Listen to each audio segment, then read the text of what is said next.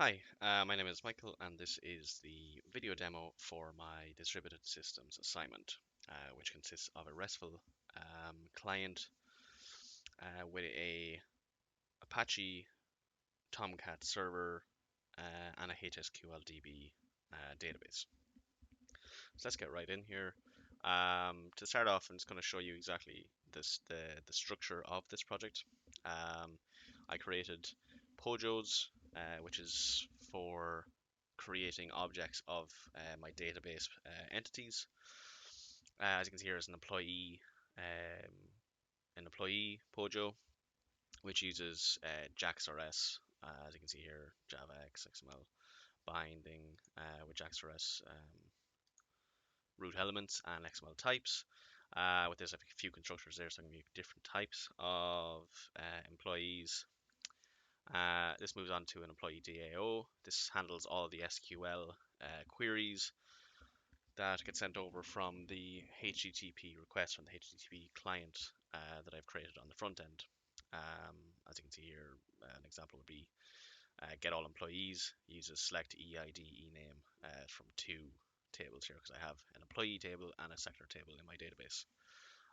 As you can see over here, I have my manage DB XML, which is a HSQL DB, and that is shown here as well as the driver uses a HSQL DB JDBC driver. My database is called DSDB, and username is SA and password is empty for easiness. Then we can move on to the employee resource. This acts as a middle man between the front end and the server DAO or the database. And it sends the HTTP request to the correct location and with the correct format. So you can see here I have a get, which appends an ID and a ID parameter onto the base path employee. This essentially gets one employee from the database via its ID, but we'll get to that later. I have all these again through the sector table, just for parsing the objects correctly again. It all has the same functionality again, uses the same structure with media type application XML. And then we move on to our front end, which is our main client window here, and it's built in Swing. It also uses HTTP gets and clients, which is uses URIs, um, gets a response and parses a response through an XML parser, which I have created down here, an employee XML pull parser, and I also have a sector XML pull parsers down here. I'll explain them a little bit more when I get to it. So I've already started my database, so you can see here. I have already started my Apache server, as you would see here. It doesn't seem to be. Oh, that's my front end actually, and this is my Apache server. It's running already. So just get this up here. As you can see, we have um, my front end, which comprises of a search, which is the read functionality of REST, an insert, which is edit or update here as well. Oh, the read is here, sorry, in the table. Edit, search will be here, and delete as well. So we also have a few more functionality here. It's reset tables and delete all entries. As you can see here, we have our table of data which came from the database. This was pulled initially using a HTTP GET request using the HTTP client. As you can see here, we have a GET. It uses the path of just employee with no parameters. This HTTP client is then executed, which then runs through the employee resource, finds the correct one, which is this one here, which just appends straight to the path here, which is employee, as we said before. This activates the get all employees from the employee DAO. We'll go over here to the get all employees. and you have it here. So get all employees, which executes this statement. Uses the result set, runs through a while loop, builds the employees, adds them to an employee list, and then returns that employee list. This then goes back to the resource as application XML, which is why we need a pull parser. So as we can see here, this has a pull parser here, XML pull parser. I'll explain that briefly. The XML pull parser will take the XML string that we got from the request in the response.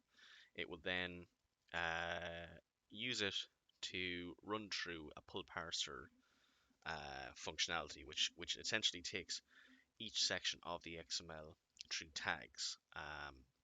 As you can see here, we have as long as it's not the XML pull parser end document, which is the very end, no tags, it will run through all of this, which uses cases to build employees and allow the front end to use them.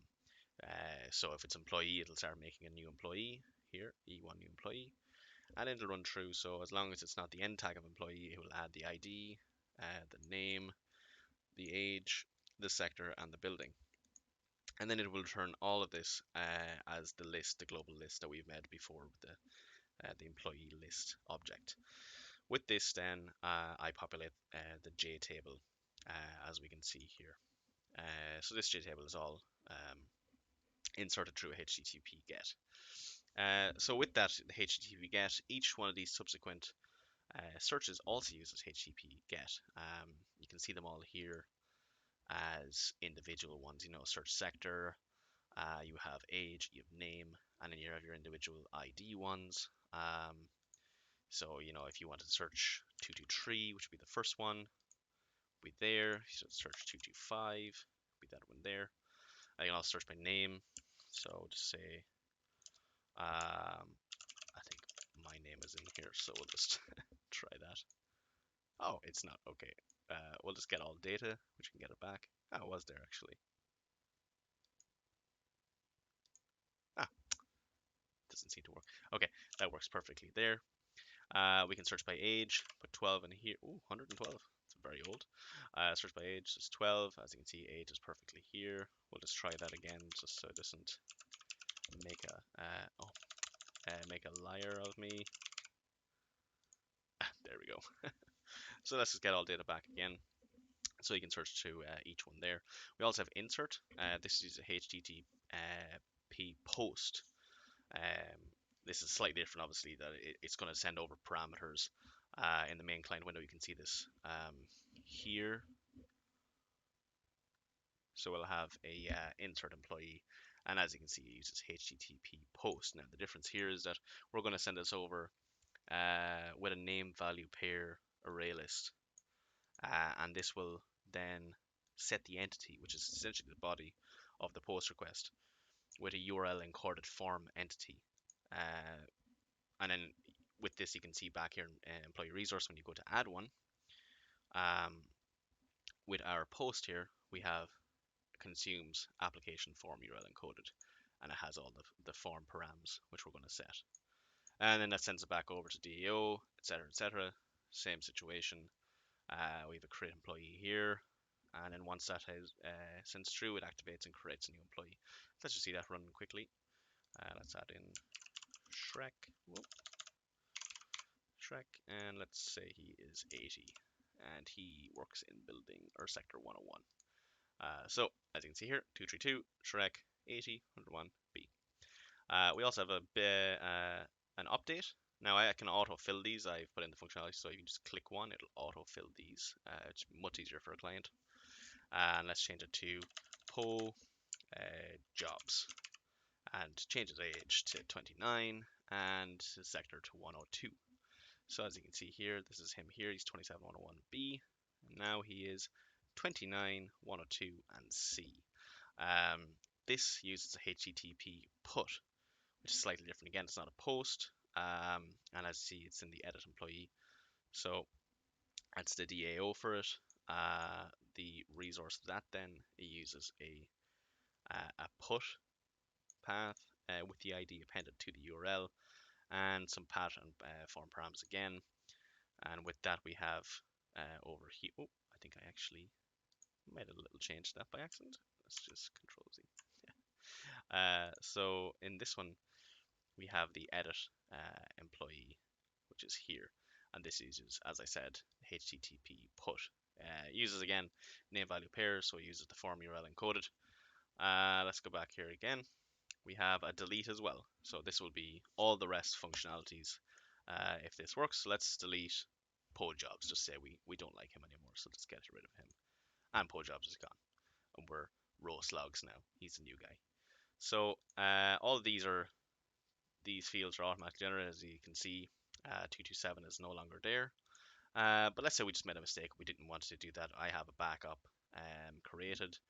I can delete all the entries. They're all gone now.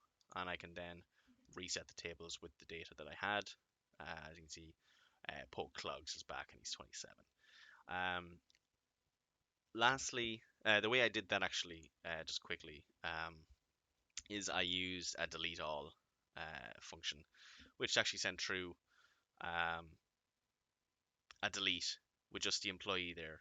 And the delete works in the same way as, let's say, a um, get would, in essence. So the employee resource here, we have delete, and this is actually delete all here, which is essentially as delete all employees. And quickly run over here, our delete all employees is here, which just says delete from employees. So that's all the main functionalities. The only difference that I would say is that I've added this functionality here, which allows for the updates to change quickly. But then also I have one last thing, which will export the selection to an Excel page. So if you look over here in our doc folder, we only have our DBSQL SQL. I've exported how to make the SQL tables in there. But if we say export selection to Excel, refresh this here, we'll find that we have an exported table CSV, and that will export all the document or all the table entities into an easily readable format through Excel, which is a CSV file. We'll just drag this over when it opens up just to show in comparison all the data in it and in our table as well. Sorry for the slight. Yep. Okay, that was quickly. Yeah. So as you can see here, oh, where's that gone? So we have our ID, name, age, sector, building, ID, name, age, sector, building, 2233, McLenane, 24, 101, and B is exactly here. So yeah, that's my project in essence.